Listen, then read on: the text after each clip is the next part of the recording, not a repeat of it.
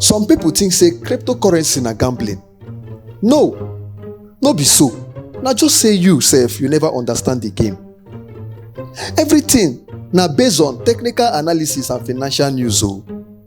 If only you sef understand the game, you are good to go. But you see, as men dey sleep, boys dey work.